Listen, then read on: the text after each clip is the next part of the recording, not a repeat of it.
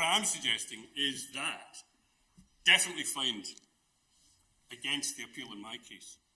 And that will then, if that creates a higher standard of constitutional or judicial review, then that is the standard which then becomes standard throughout the Union. That is what I suggest. Because, from a constitutional perspective, the maintenance of the rule of law, as well as the maintenance of the Union, must be one which says the higher standard, wherever it be found, on matters which govern us all, such as the Constitution, should be the one which follows. So that's why I'm not going to address what English law is about. I'm here to talk about Scots law, and that's not a petty political nationalist point. It's actually just taking seriously this court's own emblems. We know enough Scots lawyers and novelists who were also political unionists while being cultural nationalists. Walter Scott, he invented Scottishness. Robert Louis Stevenson, John Buchan. So, all that I'm trying to underline here, as this court, acting as a constitutional court, will be well aware that we live in a union state. We don't live in a state of uniformity. We don't describe this as a nation state, but a state of nations. Certainly from that legal point of view, which is all that this court can probably be concerned with. The appeal is not about prerogative power and how it might ever lawfully be used, and I think there's a hell of a lot of confusion going on about that. Prerogative power is used as if it's some kind of magic, and that cases that refer to prerogative power we've been referred to as if they were all saying the same thing and principles could be applied from one particular power to another because they were all about prerogatives, weren't they? But it's really a collection of residual, random powers which don't necessarily have anything much to do with one another. So therefore, it's not good enough to say, this is prerogative, therefore it applies to everything which we call prerogative.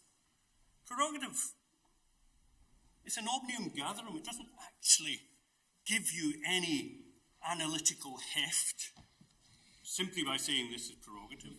It will depend on what prerogative power we're talking about. What are the circumstances in which it is being used? And what are the potential limits which might be seen in relation to it? You can see the omnium gatherum aspect by the fact it goes from having conducting foreign relations, declaring war, giving honours, appointing to the cabinet, proroguing Parliament. Nothing really much to do with one another at all. So, frankly, and with respect to my Lord Carnwath, relying on cases such as Sandiford is not necessarily particularly helpful or illuminating. So, this appeal, what is this appeal about? It is and is only about the exercise of the power of prorogation of Parliament by this executive in the manner, at the time, and for the period which has been chosen by the order on 28th of August 2019. Contrary to what was being suggested by both Lord Keane and Sir James, this is not asking this court to create a whole new set of rules on just when prorogation might be used, for how long, in what circumstances, nor is it mandating or requiring that Parliament come back and sit if the prorogation order is quashed, which is what I will be asking for. All it is saying is that this court applies its critical intelligence and judicial review jurisdiction as a constitutional court to determine whether the manner in which this power was exercised in the circumstances of this case at this time, at this particular time, was consonant with fundamental principles of our Constitution.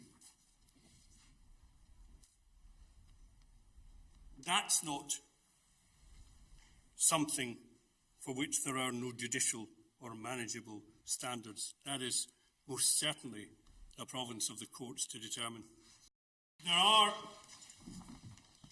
issues there, and I've tried to set out in bullet point where and what our Constitution requires and how best is to be understood.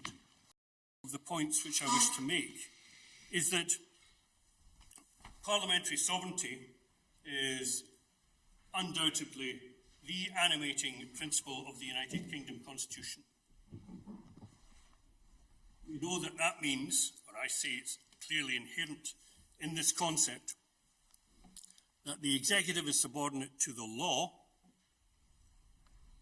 That's important because that basic principle seems to be being questioned at times in these febrile times and issues. But that's a fundamental principle. The executive is subordinate to the law, and it is accountable to Parliament. So the essence of our Constitution is one of accountability. Accountability to Parliament. We live in a parliamentary representative democracy. So the executive is accountable to Parliament, and Parliament is in turn accountable to the people by way of general elections and members of particular constituencies. The executive in this country, unlike in other countries, unlike the United States, is not elected directly by the people. The executive's accountability is therefore not directly to the people. To claim otherwise is not to uphold our constitutional principle of representative parliamentary democracy. Instead, claiming a direct line to the people is not democracy, but populism. Under our Constitution, the executive is accountable to, answerable to, has to come before and speak under questioning to the elected representatives of the people who are duly assembled in Parliament. But when, for example, the executive decides to have the people's PM choose by broadcasting on the web interviews and pre-selected questions and answers to it, rather than attend for Prime Minister's question time before Parliament, that is parodying and therefore undermining the true principle upon which our Constitution is based, which is the accountability of the executive, of ministers of the Crown, to Parliament. That's what our Constitution protects and embodies. Now, against that background, that the primary understanding is one of accountability by the executive to Parliament, any power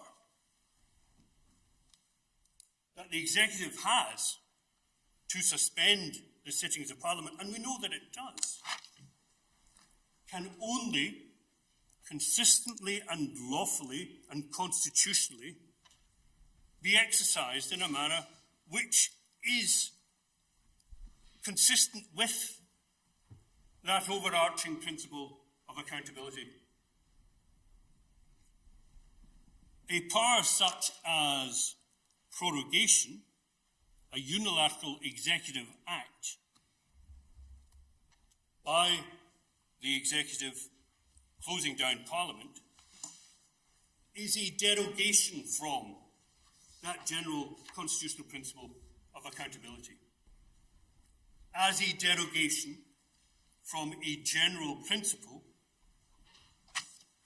the general principle of the executive's subordination to the law and answerability before Parliament. That power has to be construed narrowly and strictly. Further, any justification which may be offered by the executive for the manner in which it has chosen in any particular circumstance to use that power of prorogation, the derogation from the principle of accountability, as Sir James says, it is what it is. That justification has to be looked at by the courts using what might be called anxious scrutiny,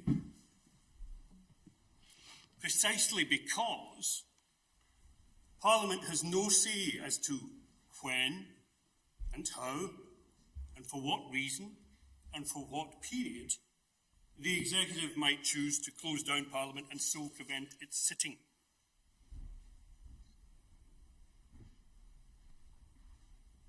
In the present case, it appears that the Prime Minister's actions in proroguing Parliament has had the intent and effect of preventing Parliament, impeding Parliament from holding the government politically to account at a time when the government is taking decisions that will have constitutional and irreversible impacts on our country. That fundamentally alters the balance of our Constitution because it's using the power to allow the executive to govern, to exercise its foreign relations power, to negotiate internationally at this crucial time, and all without the proper constitutional accountability to Parliament.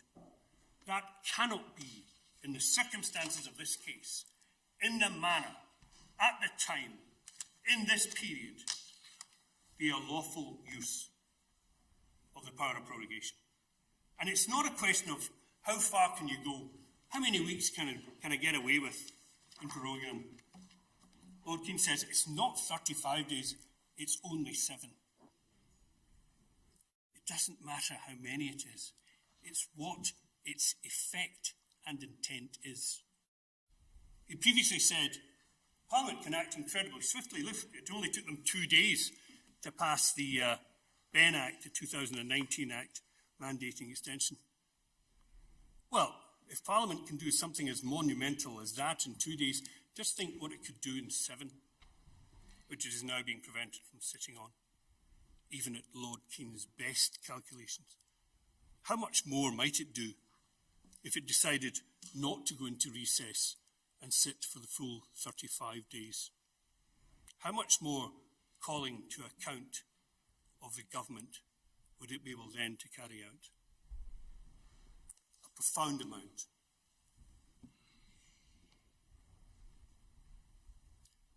And I've said the intent and effect.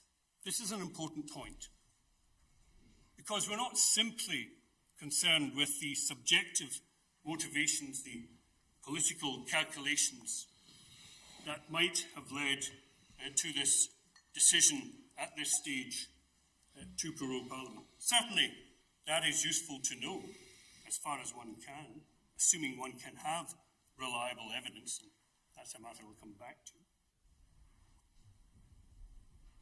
But even if they all inadvertently blunder into something which results in a denial of the principal feature of accountability, their ignorance of our Constitution does not make what they have done lawful. That is why it is what the effect is and not simply the subjective intent. This court, as the guardian of the Constitution, sees how the Constitution is being affected by the use of this power, looked at objectively.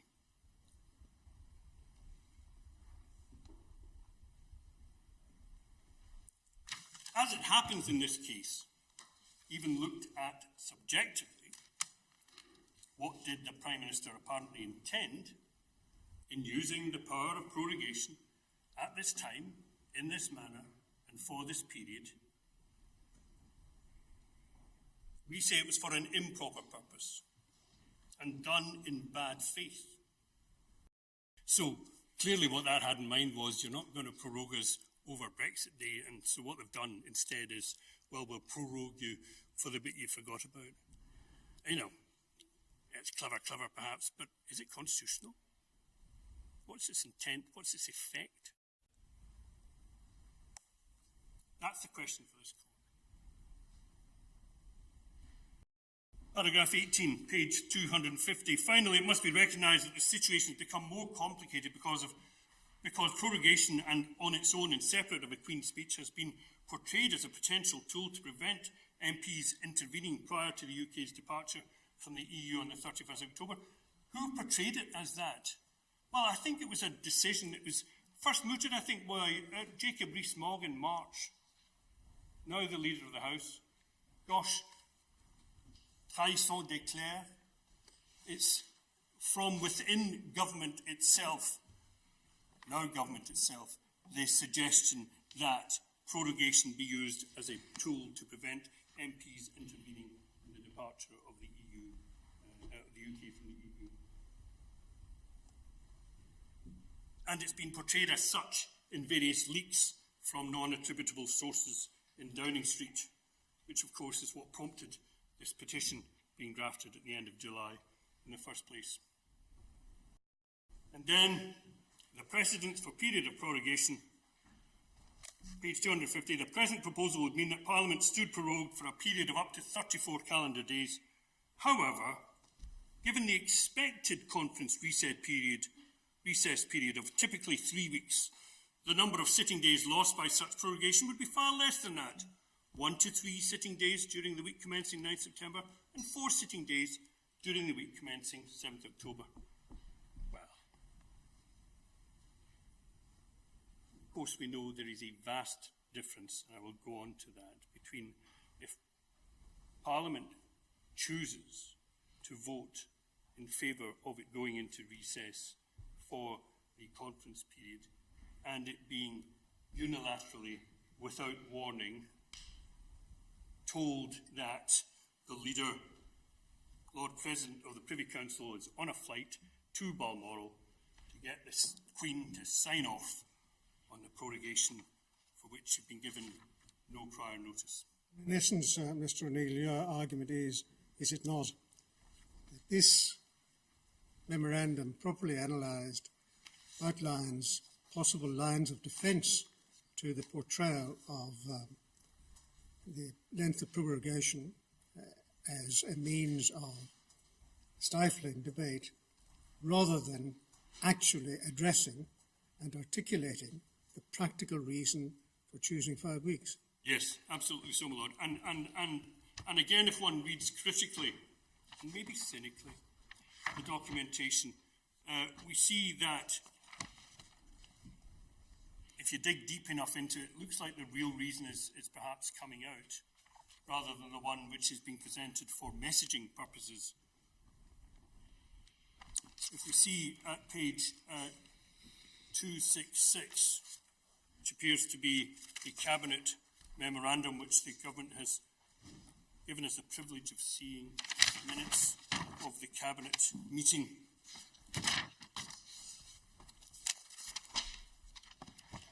So, we note there, parliamentary business, page 266, the Prime Minister said he was grateful to colleagues for joining the call. It was important they were brought up to speed, you would think, on decisions that had been taken by him without Cabinet, because he's exercising personal prerogative powers, it appears, in advising the Queen.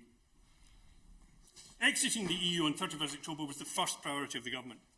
So that's what they've been brought up to speed on, if in case they'd forgotten. However, there's also the domestic agenda stuff. Continuing, the Prime Minister said he'd spoken to Her Majesty to request the session should end on a date between 9th and 12th September with a Queen's speech on Monday, 14th of October. This timetable gave Parliament ample time to debate Brexit in the period before the European Council. Ample time. Ample time. Is that really ample time? To debate, to hold to account, to potentially pass legislation, to, if so advised, thwart the government's headlong rush to a no-deal Brexit? Goes on, and again in the run-up to the UK's departure date on 31st October, it was important to emphasise that this decision to prorogue Parliament for a Queen's speech was not driven by Brexit considerations. Why was that important, to emphasise that? And the first thing this minute says is Brexit exiting on the 31st October, do or die, is the government's first priority. Going over the page, the discussion says, page 267, any messaging should emphasise that the plan for a Queen's speech was not intended to reduce parliamentary scrutiny or to minimise Parliament's opportunity to make clear its views on Brexit. Well, it may or may not have been intended, but that was most certainly in its effect. It might be said that the second sentence there doesn't fully answer the first. Yes, indeed, Parliament had already had a significant opportunity to debate Brexit and would still have remaining time to do so before 31st October. Likewise, it was crucial that parliamentary colleagues understood that the government was still seeking a deal and that this plan would allow a withdrawal agreement to be approved by Parliament if a deal was agreed. Again, the presumption is Parliament's just there to rubber stamp whatever they managed to get back. Therefore, any suggestion that the government was using this as a tactic to frustrate Parliament should be rebutted. D. The terrain between now and October would be rocky. The government would be attacked for this decision, but it would be manageable. So, the Lord Reid, that points up the awareness of the potential for attack. It doesn't specify whether in the courts or politically, but we certainly are aware of its controversial nature.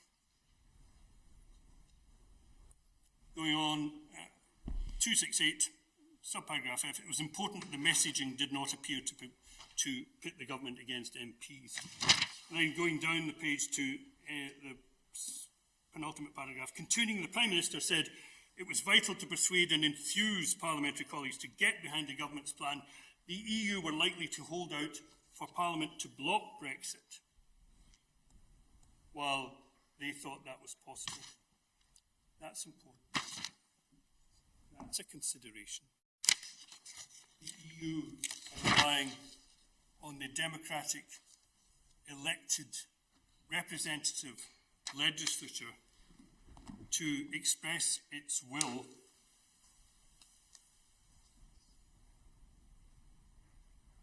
by potentially blocking Brexit, and that would appear to impede public policy. How much easier then to get round that by simply closing down Parliament for a significant period so that it wouldn't be able to hold out, the EU would not be able to hold out for Parliament to block Brexit.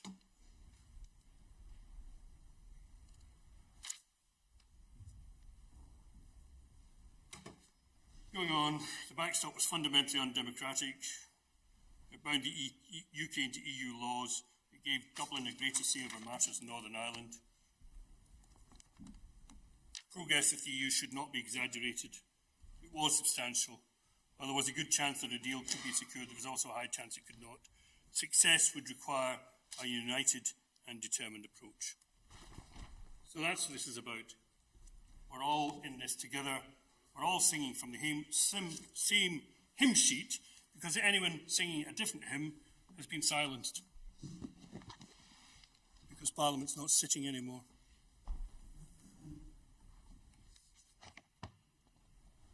So, yes, those are the documents which have to be read in full and carefully and sceptically. And that is not some kind of, as I say, constitutional innovation. I referred the court to the case of Padfield.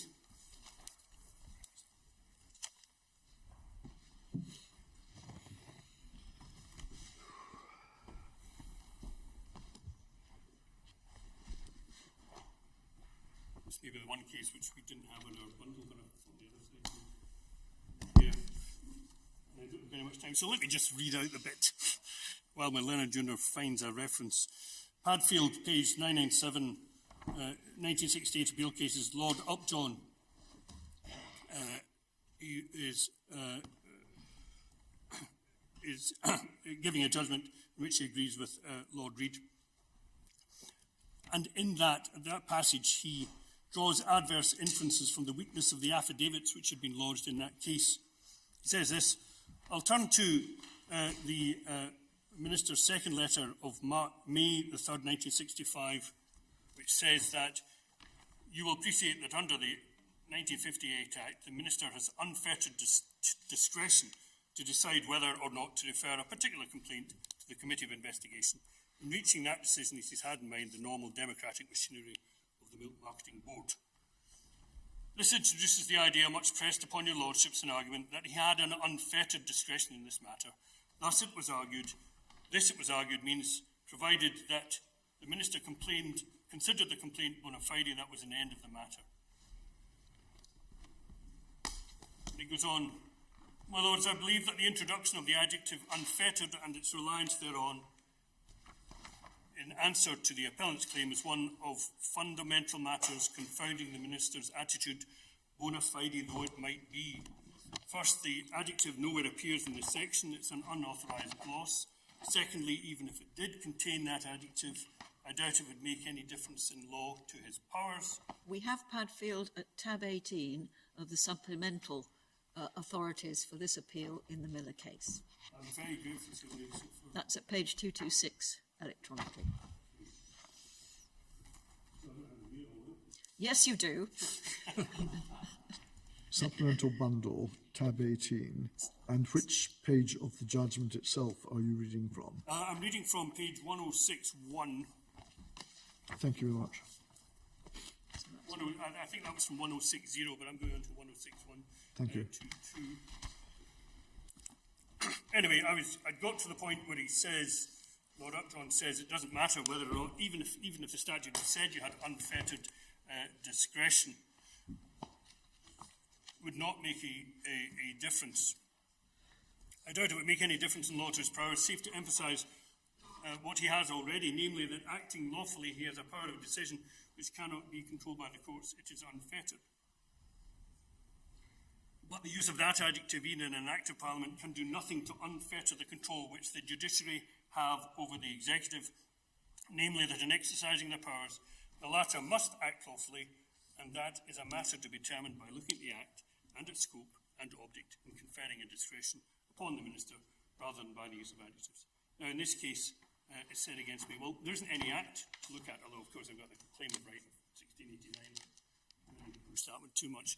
The point is, you look at the Constitution, you look at the principles of the Constitution, you look at the principle of accountability, and you say, is this use of the power of prorogation in these circumstances, for this period, at this time, compatible with the fundamental role of Parliament at this particular time?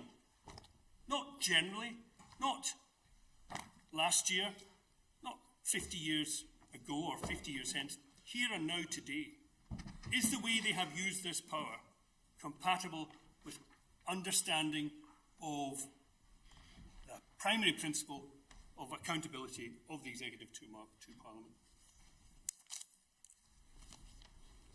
Lord Upjohn goes on, the matter didn't end there, for in his affidavit the Minister referred to, so the Minister's affidavit referred to the letter without disapproval. He quotes the letter, in considering how to exercise his discretion, the Minister should, amongst other things, address his mind to the possibility that if a complaint were referred and the committee to uphold it, he in turn would be expected to make a statutory order to give effect to the committee's recommendations. It is this consideration, rather than the formal eligibility of the complaint as a subject for investigation, that the Minister would have in mind in determining whether your particular complaint is a suitable one for a reference to the committee. We were unable to hold out any prospect that the Minister would be prepared to regard it as suitable. He goes on, this fear of parliamentary trouble, for in my opinion, this must be the scarcely veiled meaning of the letter. So Lord Upjohn is looking at what is really being said beneath the veil of the particular wording and that's fear of parliamentary trouble. If an inquiry were ordered, and its possible results is alone sufficient to vitiate the Minister's decision, which, as I have stated earlier, can never validly turn on purely political considerations, he must be prepared to face the music in Parliament. If a statute has cast upon him an obligation in the proper exercise of a discretion conferred upon him to order a reference to the Committee of Investigation, he must be prepared to face the music in Parliament. That's what happens when you're exercising a power under a statute. It applies equally when applying and using a power which, for the time being, remains with the executive, but it only remains with the executive because it's been permitted to remain with it by the supreme sovereign body under our constitution, which is Parliament. And it did not give it carte blanche in leaving that power for the time being, because Parliament works within the constitution, and it will not authorise unconstitutional actions. This is slightly reminiscent of the argument which my Lord Reid put forward in AXA in relation to the Scottish Parliament, that a body created by a Parliament in a liberal constitutional democracy cannot ever be assumed to be allowed to contravene fundamental rights or fundamental constitutional principles. And that's what my Lord Reid said of an understanding, proper understanding of this role of the Scottish Parliament in our constitution. That Parliament, the Union Parliament, would not create something which could break or go against constitutional fundamentals. The same principle applies here. There is not, and what's happening from the other side is because they've got the magic word of prerogative, they think they can do whatever they like with it, unless and until they're expressly and explicitly stopped. Hence the argument about, well, we managed to find the black hole of the Northern Ireland Executive Act and everything else is political, and so courts stand back. That's not how the Constitution works. Everybody is subject to the law. The executive and the Constitution. The executive, Parliament, and this court. No one has unfettered power. No one has absolute power. That is what the Glorious Revolution was about, the 1689 settlement. It was precisely to say that, no, there are no sources of power direct from God, unfettered and unchallengeable and unaccountable, which rest in the executive in this country.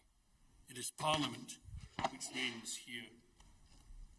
And it is now a Parliament which is representative and democratically based, and therefore it reigns because of its accountability ultimately to the people. So, as I understood Sir James's submissions in response to some questioning earlier on from Lord Kerr, he expressly accepted that if the only limits on prerogative power and the extent of that power, then the lowest possible limits are those of respect for fundamental rights and the principles of the Constitution. Clearly, those fundamental principles of the Constitution must include what I've underlined as parliamentary sovereignty, the subordination of the executive to the law, accountability to Parliament, and the democratic accountability of Parliament to the people. So, if, as I understood Sir James, but doubtless I'll be corrected, there was an acceptance that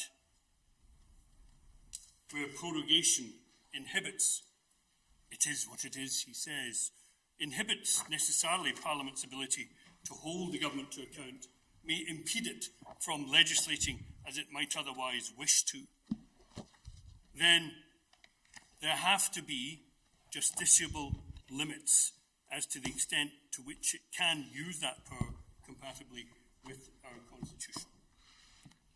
Once Parliament has been prorogued, the only constitutional actor still standing is the courts. So therefore, it is for the courts, as our Constitution works, to determine whether or not the power of prorogation has lawfully and constitutionally been exercised by the executive, because it's impossible for Parliament to hold them to account on that.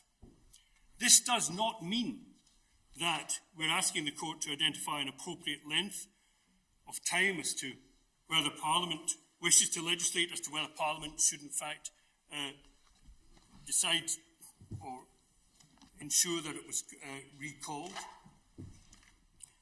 What it does mean is that in extremis, where we are in a unique situation because of the potential irreversible constitutional changes, because of the potential dangers accepted even by the government in its yellow hammer documents of a cliff edge no deal Brexit, then the Constitution is unbalanced, and the role of this court is to rebalance it by ensuring that Parliament is in fact able, if so advised, for it to decide how it should sit, when it should sit, what it might do in that period of sitting.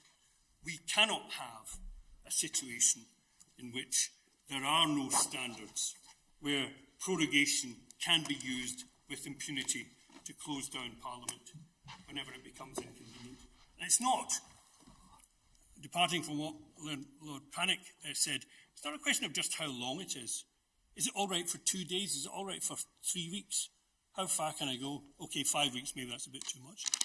It's not about the length.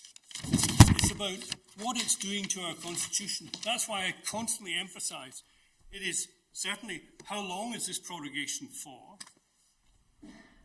but when is it being used? And what is the constitutional background? What are the issues which would otherwise be before Parliament for it to call the executive to account and potentially to legislate on?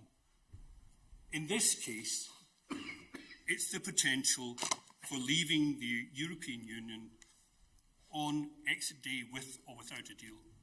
We know that the intention of Parliament in the 2018 Withdrawal Act, clearly the terms of Section 9 and 13 of that Act, say that Parliament has to be involved in those decisions, in the decision as to the terms upon which we might properly leave the European Union. This is not a matter for Foreign Affairs prerogative or the like, for the Crown to enter into such treaties, international agreements, as it thinks best.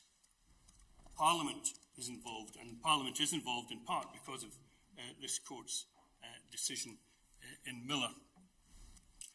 But picking up on what was done in Miller, which reaffirmed that constitutional principle that the Crown has no power to attenuate, modify, remove individuals' rights, and that included EU law rights, and that therefore, at the very least, there needed to be parliamentary authority for any such action which did impact upon individual rights. That's what the majority of this court founded correctly.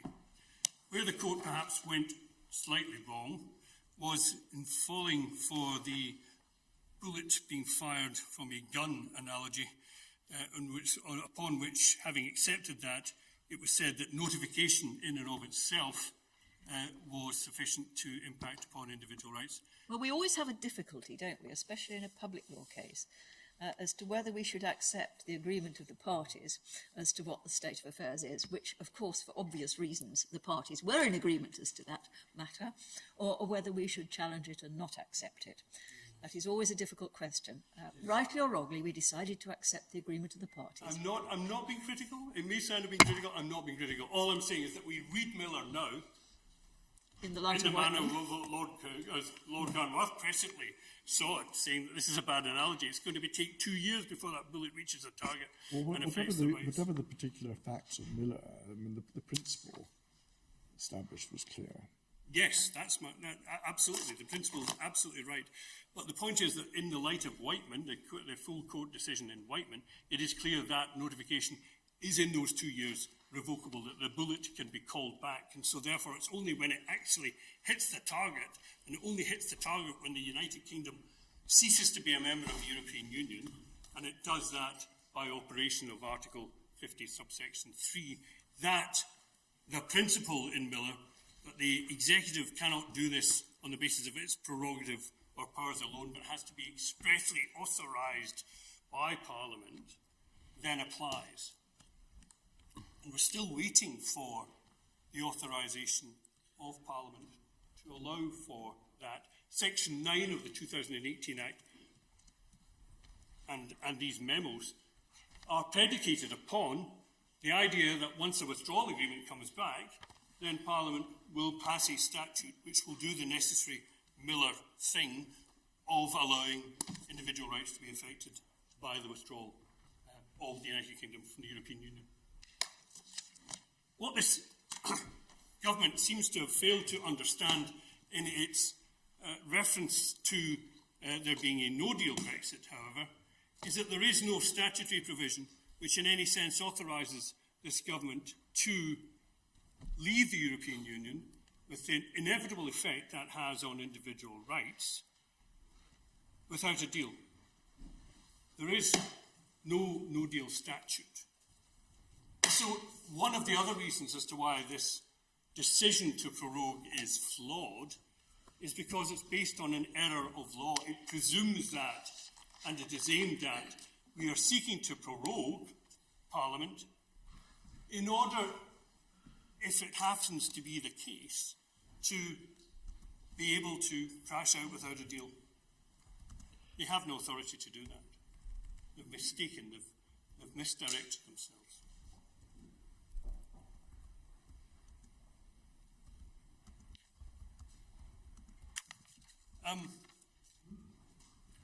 The issue of the interlocutor pronounced by the inner house that we're going to deal with. I know we've got 15 minutes left, so we're going to have to not talk too long. Also, you have 17 minutes precisely. And I will stick to that, my lady. I might even stop early depending on how much barracking I get. But that's... Barracking? Oh dear. Let's not go there. No, indeed, let's not go there. Okay, the interlocutor was pronounced by the inner house in accordance with standard practice of the court of session, which is that if you have a order which is found to be ultra vires or have been issued unlawfully, then you reduce the order. It's a nullity, it's null and void. That's standard procedure. It makes everything clear, everybody knows where they are, and that's why we reduce it. So there's no scope for misunderstandings or further equivocations or briefings or the like. The order is a nullity, it is a dead order. The order, which has been found to be unlawfully made, somehow subsists in validity pending its reconsideration, so Parliament is still suspended, which I assume is the basis upon which it is being suggested, as I say, belatedly, that to have an order for reduction in circumstances of the inner house's judgment is a breach of Article 9 of the Bill of Rights because it contravenes parliamentary privilege. The clue's in the name. Parliamentary privilege. What they're trying to do is the usual cloaking it. If we rush in to the House of Commons and then say, you're prorogued, that's parliamentary privilege and you can't question that in courts. That's not what the Bill of Rights was ever intended to do. Article 9 of the Bill of Rights was intended to stop the Crown from prosecuting MPs for using their free speech in Parliament and then subjecting them to criminal or civil suits for things which the Crown found to be insulting. That's what Article 9 is about. It's not a manner in which to cloak executive action in some other form of immunity. That's a complete misunderstanding and misreading of the Constitution. In Whiteman, before the full court of 27 judges in Luxembourg, the President, Koen Lennertz, said, "This is our Marbury against Madison moment."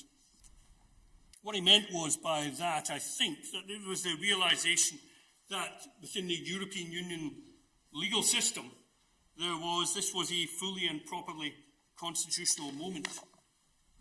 I say to this court, don't let this case be your Dred Scott moment. Instead, stand up for the truth, stand up for reason, stand up for unity in diversity, stand up for Parliament, stand up for democracy by dismissing this government's appeal, and uphold a constitution governed by laws and not the passing whims of men. We've got here the Mother of Parliament being shut down by the father of lies, rather than allowing lies to triumph. Listen to the angels of your better nature and rule that this prorogation is unlawful and abuse of power which has been entrusted to the government. This government is showing itself unworthy of our trust as it uses the powers of its office in a manner which is corrosive of the Constitution and destructive of the system of parliamentary representative democracy upon which our union polity is founded. Enough is enough. Dismiss this appeal and let them know that. That's what truth speaking to power sounds like.